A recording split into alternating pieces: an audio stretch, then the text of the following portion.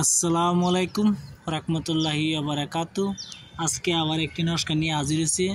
আজকের নস্কাটি হইল আপনি কারোর মনে যদি আপনি বই পাওয়াতে চান, তার জন্য এনি টাইম তার মনে বই থাকে, তাদের এই জন্য এই নস্কাটি নিয়ে হাজির হয়েছি। এই নস্কাটি আপনারা এই কাজটি করবেন, ইনশাল্লাহ দেখবেন তার মনে বই তৈরি হয়ে যাবে। আর এই তাবিজটি দিয়ে আপনি হুড়ে পানিতে বাসায় দিন, তাহলে আবার মানুষরা সুস্থ হয়ে যাবে। আপনারা কাজ করলে হিসাবে করবেন, এমন কাউরে করবেন না যেন বই পাক এনি টাইম আপনারা দেখে বই পাক এই কাজ করবেন না। অবশ্যই কাজটা বুঝাশোনা করবেন, বুঝে শুনে কাজটা করবেন, ইনশাল্লাহ উপরওয়ালাও আপনার দিকে ভালো থাকে। আপনারা অভিশাপ যেন সেই মানুষটা না দেয়, যেন বয় সৃষ্টি তো জানতে আছেন যে এনি টাইম যেন তার মনে ভাববে যেন এটা কী হয়েছে, আমার খালি এরম লাগে খেয়া, ভয় লাগে খেয়া, চমকে উঠবে, ভয় পাবে, এমন হবে।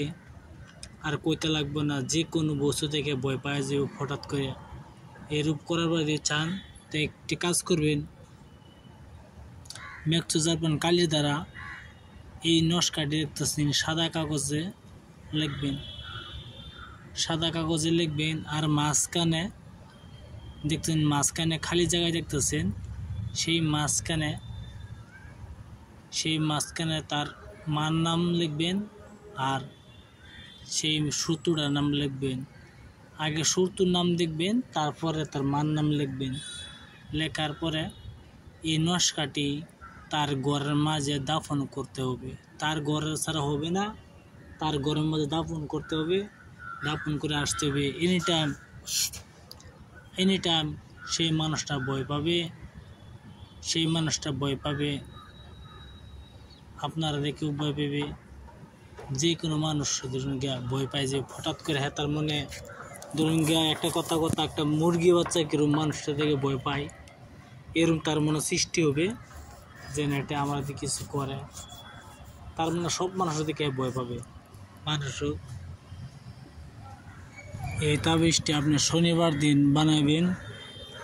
আর যদি আপনি মেঘচুজারপন কালি পাচ্ছেন না, তো একটি কাজ করবেন, লাল কলমের দ্বারা সাদা কাগজে এই নস্কাটি লিখবেন। শনিবার দিন খোলা আকাশে বসিয়া এই তাবিজটি লিখবেন। ঠিক 12টার সময় লিখিয়া তার ঘরের মাঝে গাড়িয়ে দেবেন।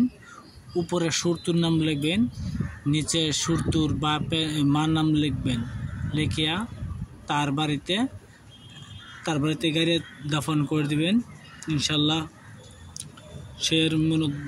সের মনে কষ্ট হয়ে যাবে, বই লাগবে। আপনারা কাজটি করবেন একটু হিসাবে, কোনো মানুষকে আঘাত দিবেন না। আপনারা ভালো ভিডিও ভালো লাগে একটা সাবস্ক্রাইব করবেন, শেয়ার করবেন, লাইক করতে ভুলবেন না। আসসালামু আলাইকুম, খুদা হাফেজ, নমস্কার। আপনারা আশা করি ভালো থাকবেন।